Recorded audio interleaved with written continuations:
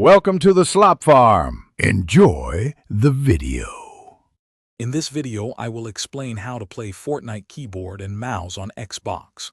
First, you'll need to connect your peripherals directly to your Xbox console. Most standard USB keyboards and mice are compatible. Make sure your Xbox system software is fully updated to ensure the best performance and compatibility. Once connected, launch Fortnite and we'll dive into the in-game settings to optimize your experience. It's a straightforward process that opens up a whole new way to play.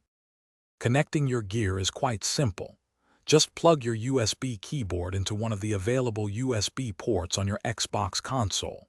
Then, do the same for your USB mouse, using a second port.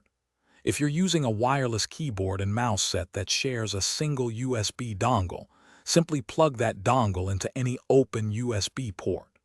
Before jumping into Fortnite, quickly confirm that your Xbox recognizes both devices, usually indicated by a small notification.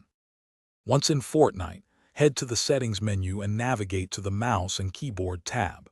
This is where you'll fine-tune your experience. Start by adjusting your mouse sensitivity. Many players find a range between 0.05 and 0.15 to be ideal. Next, customize your keybinds for building, editing, and combat. Experiment to find what feels most natural for your playstyle.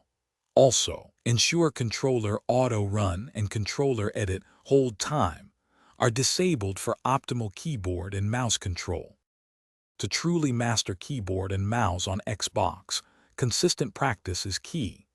Dedicate time in creative mode to hone your building and editing skills without the pressure of a live match. Observe professional players who use keyboard and mouse. Their techniques can offer valuable insights. As your aim and control improve, you might gradually increase your mouse sensitivity. For an edge, consider a gaming mouse with programmable side buttons, allowing for quick access to essential actions like weapon swapping or building pieces. Thanks for watching. Consider subscribing if we helped you today.